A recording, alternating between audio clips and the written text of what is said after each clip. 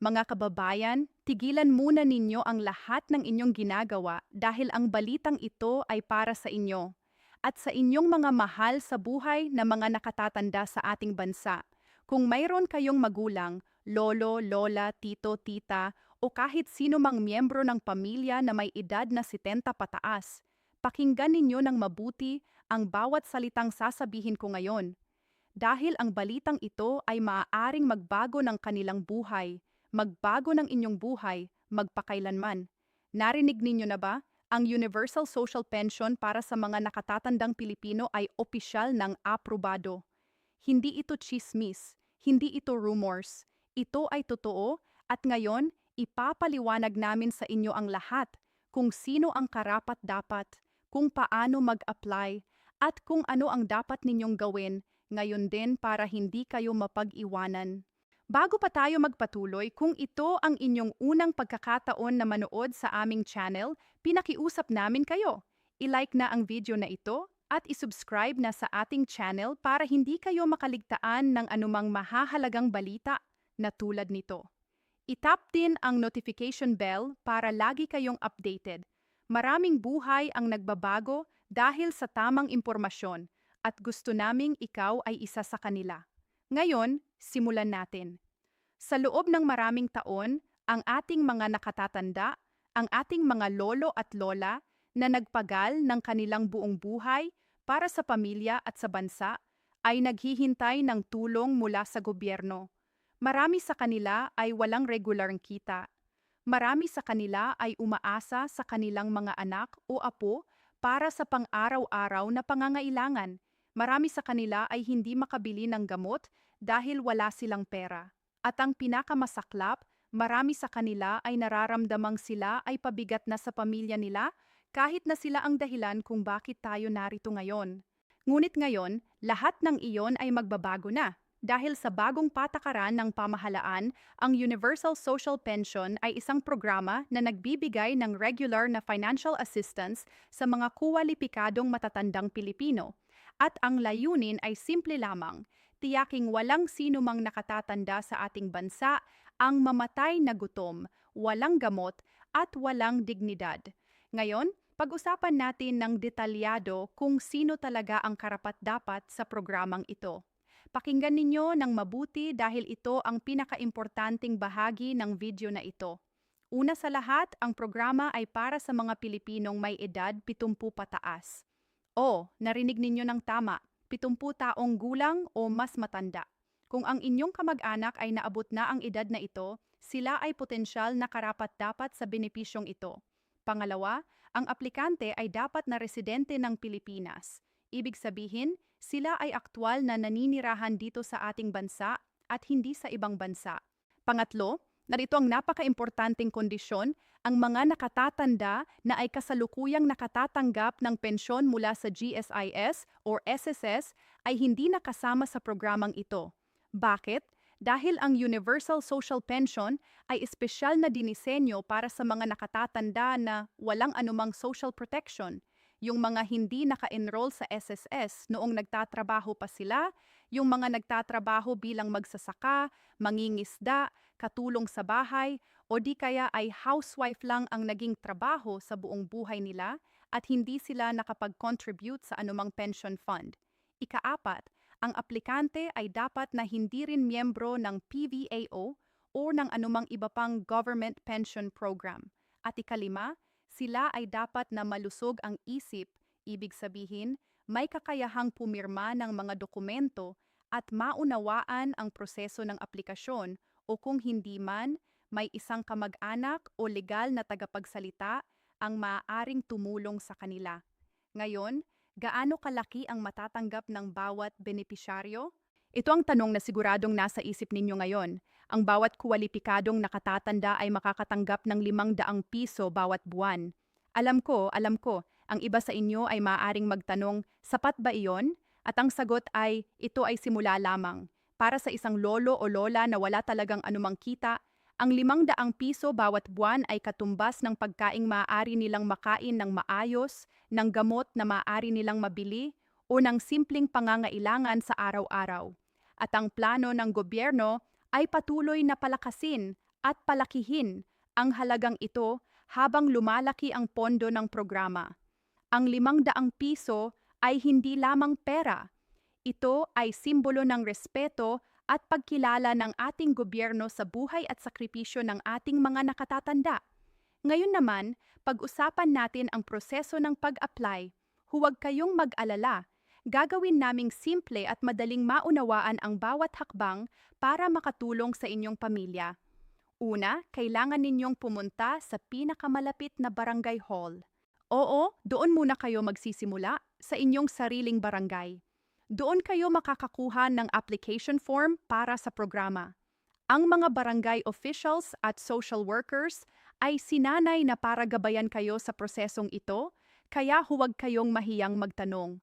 Pangalawa, ihanda ang mga sumusunod na dokumento. Pakinggan ng mabuti dahil importante ang bawat isa. Kailangan ninyo ang valid na ID ng nakatatanda. Maaaring ito ay Senior Citizen ID, PhilSys ID or National ID, Voters ID, o kahit simpleng barangay ID na may larawan. Pangalawa, kailangan ng birth certificate mula sa Philippine Statistics Authority o PSA. Ito ang mapapatunayan na ang aplikante ay may 70 taong gulang na o mas matanda. Pangatlo, kailangan ng proof of residency. Maaaring ito ay barangay certificate na nagpapatunay na ang nakatatanda ay naninirahan sa nasabing lugar. Ikaapat, kailangan ng Certificate of No Pension. Ibig sabihin, isang dokumento na nagpapatunay na ang nakatatanda ay hindi tumatanggap ng pensyon mula sa SSS, GSIS o iba pang government agency. Ang dokumentong ito ay maaari ninyong makuha sa SSS o GSIS office o maaaring makatulong ang inyong barangay social worker sa pagkuha nito. At ikalima, kung ang nakatatanda ay hindi personal na makakapunta dahil sa kalusugan, kailangan ng authorization letter mula sa kanila at valid ID ng kamag-anak na mag-a-apply para sa kanila. Pagkatapos mong makumpleto ang lahat ng dokumento, isumite ang inyong aplikasyon sa barangay. Ang barangay naman ang magpapasa nito sa munisipyo o lungsod at pagkatapos ay mapupunta ito sa DSWD o Department of Social Welfare and Development na siyang namamahala sa buong programa. Ang proseso ng pag-approve ay maaaring tumagal ng ilang linggo hanggang ilang buwan, depende sa inyong lugar at sa dami ng mga aplikante. Kaya naman, ang aming payo, huwag nang mag-antay pa. Mag-apply na ngayon habang sariwa pa ang programa at hindi pa masyadong maraming pumipila. Nakakatuwa kaya na malaman kung paano nag-umpisa ang programang ito. Hindi ito nangyari ng basta-basta, ito ay resulta ng maraming taon ng pakikipaglaban ng ating mga civic groups, ng mga NGO, ng mga church organizations at ng mga ordinaryong Pilipino na nagmamahal sa kanilang mga lolo at lola. Maraming beses itong sinubukang ipasa sa Kongreso. Maraming beses itong nahadlangan ng iba't ibang dahilan. Kulang sa pondo, kulang sa suporta, kulang sa political will. Ngunit ngayon, sa wakas, ang boses ng ating mga nakatatanda ay narinig na. At ang mensahe ay malinaw, ang isang bansa ay hindi tunay na sibilisado kung hindi nito inaalagaan ang mga taong pinakanangangailangan ng pag-aalaga. Ngayon, gusto kong kausapin ng direkta ang mga anak at apo na nanonood ngayon. Alam ko na marami sa inyo ay nagtatrabaho ng husto para suportahan ang inyong pamilya. Alam ko na ang gastos sa buhay ay tumataas araw-araw. Alam ko na minsan ay mahirap na ang pagpapadala ng pantustos sa inyong mga magulang o lolo at lola, lalo na kung kayo ay malayo. At alam ko rin na ang inyong mga nakatatanda ay hindi gustong maging pabigat sa inyo, kahit na sila ay nangangailangan ng tulong. Kaya naman, ang programang ito ay hindi lamang tulong para sa kanila, ito ay tulong din para sa inyo. Dahil kapag may regular na pinansyal na tulong ang inyong lolo o lola, bahagi ng bigat na nasa inyong balikat ay mababawasan. At mas magiging masaya ang lahat kapag ang inyong nakatatanda ay may sariling matatanggap na bawat buwan. Kahit maliit man, na nagpaparamdam sa kanila na sila ay kinikilala, pinahahalagahan at inaalagaan ng gobyerno at ng lipunan. Pag-usapan din natin ang isang bagay na madalas na hindi natin pinag-uusapan ng seryoso, ang emosyonal na kalagayan ng ating mga nakatatanda. Sa isang lipunan kung saan ang kabataan ay laging nasa spotlight, ang ating mga matatanda ay madalas na nararamdamang nakalimutan na sila. Nakaupo sila sa sulok ng bahay, nakikita ang mundo na patuloy na umuusad, at minsan ay naiisip nila, mayroon pa bang papel na gagampanan ko sa lipunang ito? At ito ang pinakamasakit na karanasan ng katandaan, hindi ang pisikal na sakit, hindi ang karamdaman, kundi ang pakiramdam ng pagkalimot. Kaya naman, ang Universal Social Pension ay hindi lamang pera. Ito ay mensahe. Ito ay mensahe ng ating gobyerno at ng ating lipunan na nagsasabi, hindi kayo nakalimutan. Ang inyong buhay, ang inyong pagsasakripisyo, ang inyong pagtatrabaho para sa pamilya at bansa, lahat ng ito ay may halaga. At ngayon, oras na para alagaan kayo. Ngayon, may mga katanungan na madalas itanong tungkol sa programang ito at gusto naming sagutin ang mga ito ng direkta. Una, paano kung ang aking lolo ay may senior citizen ID na pero wala pang PSA birth certificate? Ang sagot ay, maaaring gamitin ang iba pang dokumento bilang kapalit tulad ng baptismal certificate, o kaya ay maaaring mag-apply ng delayed registration sa PSA. Ang inyong barangay social worker ay makakatulong sa prosesong ito. Pangalawa, ano ang mangyayari kung ang aplikante ay namatay habang nakapending ang aplikasyon?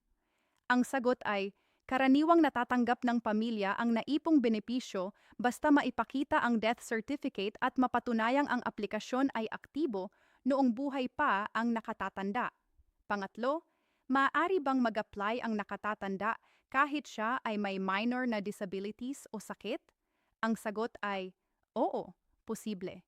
Basta may makakatayo para sa kanila sa proseso ng aplikasyon at may proper na authorization documents. Ikapat, gaano katagal bago magsimulang makatanggap ng pera ang benepisyaryo? Ang sagot ay, sa karaniwang proseso, maaaring 2 hanggang 6 na buwan bago makatanggap ng unang payout, depende sa inyong lugar. Kaya nga, napaka-importante na mag-apply ng maaga, huwag nang hintayin pang may panibagong announcement bago kumilos. Ikalima, paano matatanggap ang pera? Ang pamamaraan ng pagbibigay ng benepisyo ay maaaring sa pamamagitan ng cash payout sa barangay o sa pamamagitan ng bank account o e-wallet kung mayroon ang benepisyaryo. Ang DSWD at lokal na pamahalaan ay magbibigay ng mas detalyadong impormasyon tungkol dito kapag nai-approve na ang aplikasyon. Mahalaga rin na pag-usapan ang mga bagay na dapat iwasan sa proseso ng pag-apply. Una, huwag kayong makikinig sa mga taong magtatangkang mangolekta ng bayad para sa pag-apply. Libre ang lahat ng proseso ng aplikasyon. Kung may hihingiin sa inyo ng pera kapalit ng pagtulong sa inyong aplikasyon, iyon ay isang scam at dapat kayong mag-ulat kaagad sa inyong barangay captain or sa DSWD. Pangalawa, huwag ibigay ang inyong personal na impormasyon or mga dokumento sa mga taong hindi ninyo kilala o sa mga hindi opisyal na ahente. Ang lahat ng transaksyon ay dapat gawin lamang sa opisyal na opisina ng barangay, munisipyo o DSWD. Pangatlo, huwag maniwala sa mga social media posts na nagsasabing kailangan kayong mag-register online para sa programang ito at hihilingin ang inyong bank account details. Ang opisyal na proseso ay palaging nagsisimula sa barangay at hindi sa internet. Ngayon, nais ko ring pag-usapan ang mas malawak na larawan ng programang ito sa konteksto ng ating bansa. Ang Pilipinas ay may populasyon ng mga nakatatanda, yung mga may 65 taong gulang pataas, na umabot na sa halos 8 milyon at patuloy na lumalaki. At sa loob ng susunod na 20 taon, ang inaasahang bilang ng ating mga nakatatanda ay maaaring dumami ng 3 beses. Ibig sabihin, ang isyung ito ng welfare ng ating mga matatanda ay hindi lamang isang isyung pang-ngayon, ito ay isang isyung pangmatagalan na kailangang harapin ng ating lipunan ng seryoso at buong puso. Ang Universal Social Pension ay isang hakbang sa tamang direksyon. Ngunit ang ating responsibilidad bilang mga anak, apo, miyembro ng komunidad At mamamayan ng bansang ito ay hindi natatapos sa pag-apply para sa ating mga mahal sa buhay. Ang tunay na pagmamalasakit ay nangangahulugang regular na pagbisita, pakikinig sa kanilang mga kwento, pagtangkilik sa kanilang mga pangangailangan hindi lamang pisikal kundi emosyonal din, at pagtitiyak na ang kanilang mga huling taon sa mundo ay puno ng dignidad, pagmamahal at kasiyahan dahil alalahanin natin, isang araw, tayo rin ay magtatatanda at ang uri ng mundo na itatayo natin ngayon para sa ating mga nakatatanda ay siyang mundo na ating matatagpuan din kapag dumating ang ating sariling katandaan.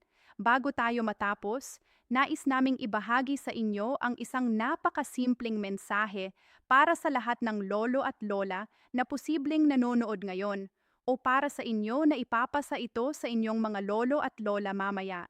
Ang mensahe ay ito, kayo ay mahalaga. Ang inyong buhay ay may halaga. Hindi kayo nag-iisa. Ang inyong pamilya ay mahal kayo. Ang inyong bansa ay kikilalanin kayo. At kahit napakiramdam ninyo minsan ay malayo na kayo sa mundo ng mga bata at kabataan, tandaan ninyo, ang inyong presensya, ang inyong karunungan, ang inyong mga kwento, at ang inyong pagmamahal ay ang pinakamahalagang bagay na mayroon ang inyong pamilya. Huwag kayong sumusuko. Huwag kayong mawawalan ng pag-asa. Dahil ang tulong ay narito na, at ito ay para sa inyo. Ngayon, kung mayroon kayong mga katanungan tungkol sa programang ito, kung hindi kayo sigurado kung karapat-dapat ang inyong kamag-anak, kung hindi ninyo maintindihan ang isang hakbang sa proseso, o kung may naranasan kayong problema sa pag-apply, ibahagi ninyo ito sa comment section sa ibaba ng video na ito. Nandito kami para sagutin ang inyong mga tanong. At kung nakatulong sa inyo ang video na ito, pakiusap na i-share ito sa inyong mga kaibigan at pamilya, lalo na sa mga mayroon ding nakatatandang kamag-anak na maaaring makinabang sa programang ito. Isang simpleng share mo lang ay maaaring magbago ng buhay ng isang lolo o lola na desperado nang naghahanap ng tulong. Huwag hayaang mapag-iwanan ang inyong mga mahal sa buhay. I-share na ngayon. At kung hindi pa kayo nakasubscribe sa aming channel, pinakiusap namin kayo, i-subscribe na at i-on ang notification bell. Lagi kaming naghahanap ng pinaka-updated at pinaka-kapaki-pakinabang na impormasyon para sa ating mga pamilyang Pilipino, mula sa mga government programs, social benefits, health tips para sa mga nakatatanda, hanggang sa mga praktikal na payo para sa pag-aalaga ng inyong mga mahal sa buhay. Kami ay nandito para sa inyo, lagi. Maraming salamat sa inyong oras at tiwala. Ingatan ninyo ang inyong mga sarili at ang inyong pamilya. At sa inyong mga lolo at lola, ito ay para sa inyo. Mahal kayo namin hanggang sa muli.